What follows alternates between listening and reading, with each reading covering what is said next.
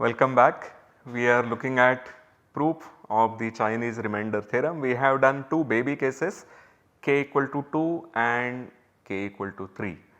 These two cases were easy, but they tell us how we can do the general cases. So, k equal to 2 case, just to go through that orally very quickly, was that we first solved for two systems of solutions, x1 congruent to 1 mod n1 and 0 mod n2 and x2 congruent to 0 mod n1 and 1 mod n2. So, the x1 which was 0 mod n2 directly gave you that x1 has to be a multiple of n2, and so we write it as n2 k1, and the first part of that system of simultaneous linear congruences would then ask you for solving for this k1. So, we will then have a system n2 k1 congruent to 1 mod n1, and we are solving for k1 which is guaranteed because n1 and n2 are co-prime. Similarly, you solve for x2 because x2 is multiple of n1. So, x2 will be n1 k2, and then we are asking for n1 k2 congruent to 1 mod n2. So, you can solve for k2 also, and once you have solutions to these very special cases of simultaneous congruences, you can solve the general case by taking linear combinations of these two. We have a similar situation when we had the case for k equal to 3. x1 was the system which was 1 mod n1 and 0 mod all others n2 and n3. So, x1 was a multiple of n2 n3. So, we wrote x1 as n2 n3 k1, and we called that n2 n3 as c1, and then c1 n1 are co-prime because n1 had no common factor with n2, neither did it have a common factor with n3. So, n1 would have no common prime factor with the product n2 n3. Okay, so, c1 and n1 are co-prime, and therefore, c1 k1 congruent to 1 mod n1 has a solution. Similarly, x2 was the special system where you had 1 mod n2 and 0 mod n1, 0 mod n3. So, x2 should be a multiple of n1 n3, and then you solve for k2 because n2 n3 the product which we call n1 n3 the product which we call c2 is co-prime with n2, and then similarly we do x3 and so on. So, we are going to do the general case now. Let me just remind you with the statement of the theorem. We have n1 n2 nk. This is the case that we are now going to prove. We have a k tuple of natural numbers consisting of pairwise co-prime integers. We have a k tuple of another k tuple of natural numbers a1, a2, ak, and we are asking for the solution to the system x congruent to a1 mod n1 and a2 mod n2, ak mod nk. The uniqueness part will be seen later. So, now we are going to prove this general case. So, we now prove or we now solve the spatial system for each I going from 1 to up to k, and the spatial system is xi congruent to 1 mod ni and xi congruent to 0 mod nj whenever I not equal to j. So, this was the system which we had in the last case, the case k equal to 3, where we had x1 which was 1 mod n1, 0 mod n2, 0 mod n3, x2 which was 1 mod n2, 0 mod n1, 0 mod n3, and x3 which was 1 mod n3, but 0 mod n1, 0 mod n2. So, similarly here we have this xi which is 1 mod ni and 0 mod nj whenever I is not equal to j. So, if we define Ci to be n1, n2 dot dot dot ni hat dot dot dot nk. So, here the hat means we are omitting this particular number. So, what we are doing is that we are taking the product n1 into nk and dividing by ni. Okay, or to make it more precise, we are looking at the product n1 into ni minus 1, ni plus 1 up to nk. We are looking at this particular product, and now we observe that since ni with nj is 1 for each j not equal to I. So, Ci and Ni are co-prime. And let us again recall what we were looking at for Xi. Xi we wanted to be 1 mod Ni and Xi was 0 mod Nj for each j not equal to I. So, this condition tells us that this Xi is a multiple of Ci, because each Nj wherever j is not equal to I would divide Xi again for each j not equal to I, and therefore the product Nj where j not equal to I divides Xi, but this is simply Ci by our definition of Ci. So, we have that Xi can be written as Ci times some integer ki, and now we need to solve for this. So, we have Ci ki congruent to 1 mod Ni, but this has a solution.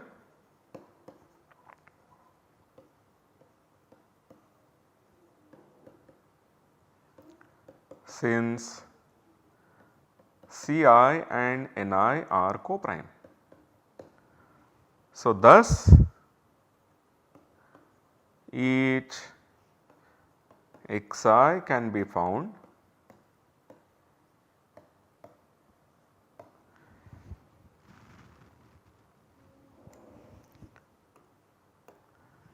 and now the general solution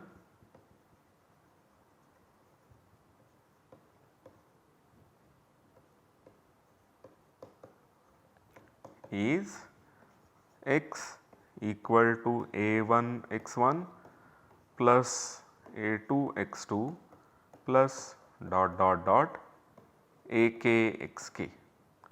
So, if you were to look at it modulo any particular ni, so mod ni, if we go then x is congruent to, remember mod ni, each of the xi where I is not equal to j is going to give you 0.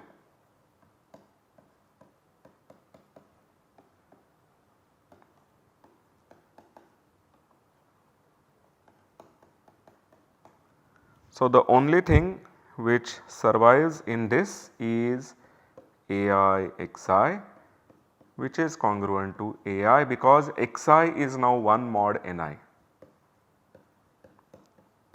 So, this is our solution to the general system of the simultaneous linear congruences. So, once again we solved very special systems which were giving 1 mod a particular ni and 0 mod all other nj's. Then the solution will be a multiple of the product of these nj's, and using the property that since each of the nj is co-prime to ni, the product of nj's is also co-prime to ni, we have a solution to that particular special system of congruences, simultaneous congruences, and then we have a general solution. So, now that we have proved the existence of a solution, we go towards proving the uniqueness. what is the meaning of uniqueness? Before that, let me write what we have done and what we are yet to do. So, thus we have proved the existence of a solution and now we go towards proving the uniqueness of this solution modulo n, which is the product of these k natural numbers. So, what is the meaning to say that we are looking at uniqueness? It means that if you have two solutions, suppose I have a natural number alpha which satisfies that simultaneous system of linear congruences. So, I would have alpha congruent to A1 mod N1, alpha congruent to A2 mod N2, so on up to alpha congruent to AK mod Nk. And suppose we have one more natural number beta satisfying the same, then alpha and beta should be congruent to each other modulo n. This is what we want to prove. So, let us write it. So, if alpha beta they exist in let us say natural integers, meaning why only natural numbers, such that alpha congruent to ai mod ni and beta also congruent to ai mod ni, then alpha is congruent to beta mod n. This is the statement that we are to prove.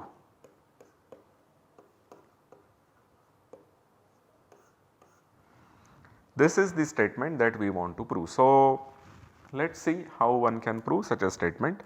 So, since we want to show that alpha and beta are congruent modulo n, we must look at alpha minus beta. And we have that alpha is congruent to ai modulo ni and beta is also congruent to ai modulo ni. So, mod each ni we are going to get that alpha minus beta is 0, and this is to say that each of the ni is going to divide the product alpha minus beta. But if ni divides alpha minus beta and we also have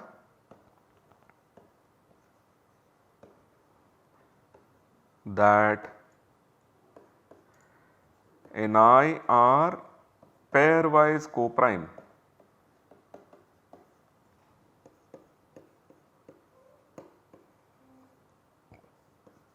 therefore, the product ni is going to divide alpha minus beta, which says that n divides alpha minus beta, or that we have alpha congruent to beta modulo n. So, let me make some comments about this particular statement, that when you have some set of coprime elements divide an element, then the whole product goes and divides it. So, how do we think about this? So, let me state that here and prove it for you. So, we now prove that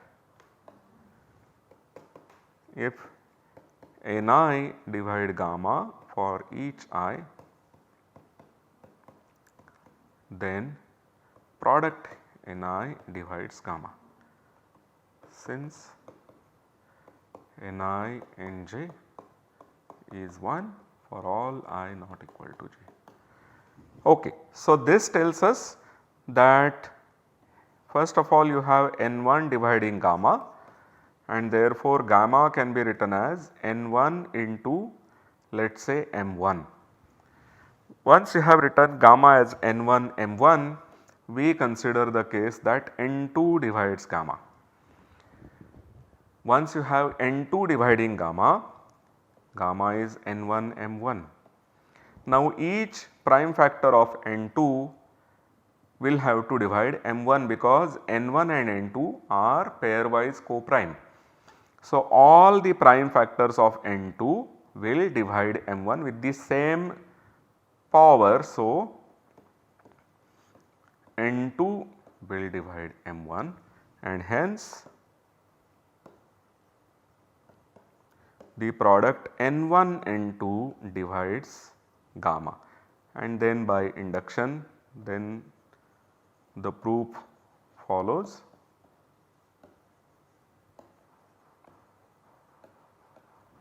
By induction.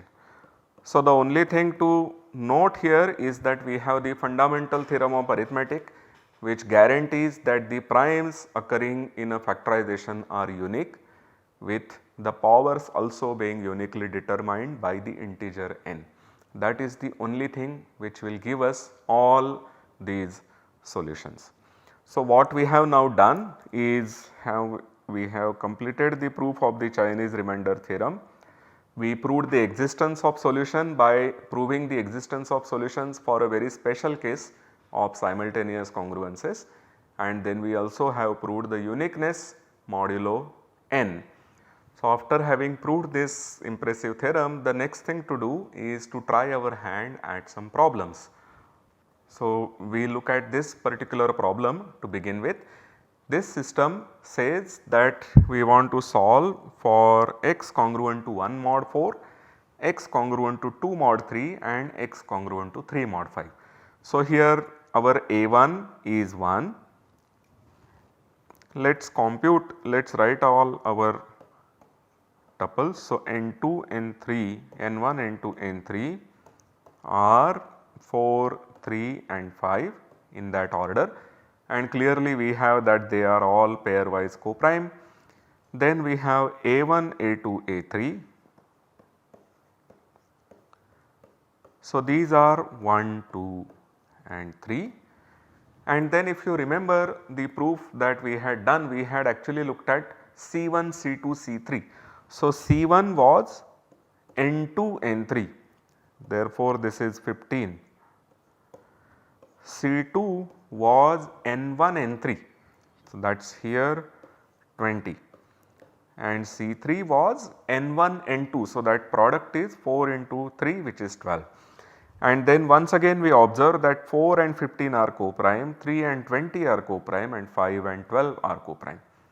So we construct 3 systems from this where we are asking for inverse of each of these, inverse of each of the Ci modulo Ni. So we solve for Ci Ki congruent to 1 mod Ni. This is the system that we are going to now solve first. So 15, 20 and 12 modulo 4, 3 and 5. So the first one is the product of these two. So 15 K1 congruent to 1 mod 4, and then we see this quite easily that here K1 has to be 3. So x1 equal to 45. After that we look at 4 into 5 which is 20 K2 congruent to 1 mod 3, which will give us, so remember 20 itself is congruent to 2 mod 3. So if I multiply 20 by 2 I get 40 which is congruent to 1 mod 3. So K2 is 2 and x2 is 40. And similarly we solve for x3 by asking for 12 K3 congruent to 1 mod 5, and then we observe that K3 is 3. So, we have x3 congruent x3 equal to 36.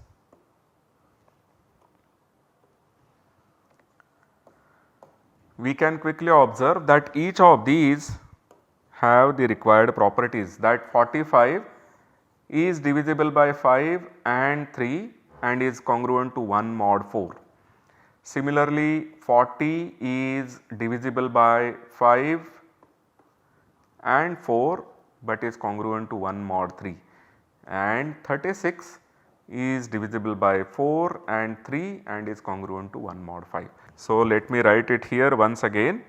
We have 45, 40 and 36. These are the values of x1, x2, x3.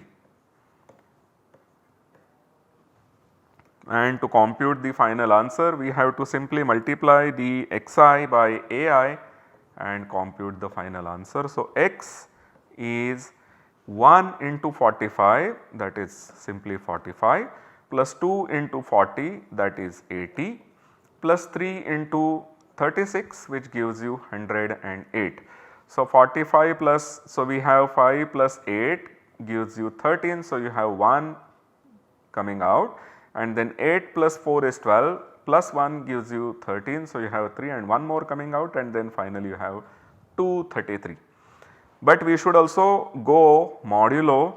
So, we go modulo the product of the 3 moduli which we have here. So, 4 into 3 into 5, which is 12 into 5, which is 60, and thus our answer is x is congruent to 53 mod 60. So, I will now just write 60 here, and we can easily check that when we go modulo, this is what we always tell all the school students, that once you have computed the answer you should check it again. So, when you go modulo 4 for 53, you see that 52 goes out and what is remaining is 1. When you go mod 3, you see that 51 is subtracted and what is left is 2, and when you go modulo 5, then from 53 you subtract 50 and what you are left with is 3. So, the answer is indeed 53 mod 60. Let us do one more problem before we finish this lecture. So, this problem is similar. We want to solve this system of the simultaneous linear congruences, and I will now be slightly fast because you know the method already. So, we will write n1, n2 and n3 in the order 7, 9 and 4, and we have a1, a2 and a3, which are nothing but 2, 7 and 3, and then finally we need to compute C1, C2, C3. So, remember once again C1 is the product of N2, N3. So, this is now 36. C2 is the product of N1 and N3, which is 7 into 4. So, that is 28, and C3 is N1, N2, which is the number 63. So, now we want to solve for xi to be Ci Ki congruent to 1 mod Ni. This is the solution. So, we need to solve for the k. So, we go to the next slide, but remember we have 36, 28 and 63 as the Ci. So, C1, C2 and C3 are 36, 28 and 63, and I want to solve for K1. So, K1 should give me the property that 36 K1 should be 1 mod 7, but 36 is already 1. So, we have that this is 1 into K1 congruent to 1 modulo 7, and therefore, K1 is 1. So, I get the final answer is that K1 is 1. I will solve similarly for K2, which should have the property that 28 K2 should be congruent to 1 modulo N2, which is 9, but 28 already is 1 mod 9. So, this gives me K2 congruent to 1 mod 9, and therefore, K2 is 1.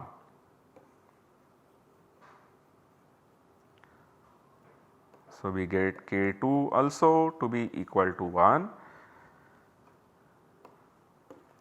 We should now solve for K3 with the property that 63 K3 is congruent to 1 mod 4, but 63 is 3. So, we should solve for 3 K3 congruent to 1 mod 4, but 3 K3, the K3 should be equal to 3 because 3 into 3 is 9, which is 1 mod 4. So, K3 has to be equal to 3.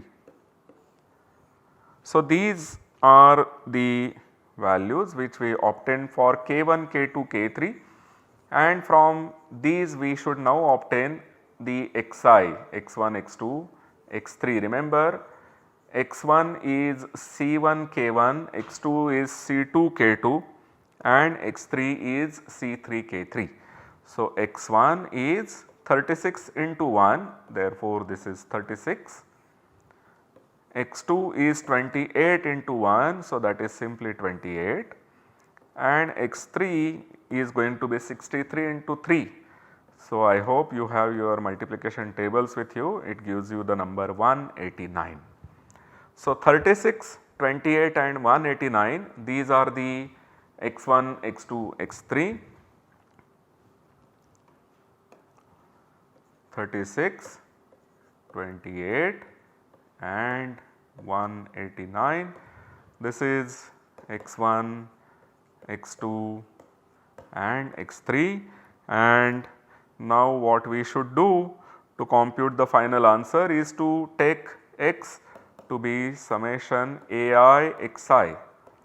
So, I will multiply 236 by 2, I get 72, then 228 I multiply by 7. So, 28 into 7, 28 is already 7 into 4. So, that gives us 49 into 4, and 49 into 4 is 200 minus 4 because 50 into 4 is 200. So, we get it to be 196 plus 189 into 3. So, this is the product that we have to do in our head. 9 into 3 gives us 27. So, we have 7 and then there are 2 left, and 18 3s are 54, and we add those two to get 567. So, the final answer here is 7 plus 6 is 13 plus 2 is 15. So, we write 5 and 1 is left. 6 plus 1 is 7 plus 9 is 16 plus 7 is 23. So, we have 3 and then there are 2. So, 5 plus 2 is 7 and 1 8. 8 35, this is the answer, but we have to go modulo the LCM, which is 9 into 7, 63 into 4. 63 into 4 is 252. So, we need to subtract multiples of 252 from this number. We multiply 252 by 3 to get 756. After subtracting this from this, we get 5 makes 15 minus 6 is 9. You have 1 here, 383 minus 76, this becomes 7. So, the answer is 79 mod 252. Let us just verify quickly that 79 is indeed the answer. So, when you go modulo 7 to 79, 11 into 7 are 77 and what we are left with is 2. When you go modulo 9, you will remove 72, what is left is 7, and when you go modulo 4, of course 76 are removed and what is left is 3. So, we have successfully applied the Chinese remainder theorem to apply these two systems of linear congruences. What we are going to do in the next lecture is to look at some more complicated systems and try to use Chinese remainder theorem by doing some modifications to the system. So, I hope to see you in the next lecture. Thank you.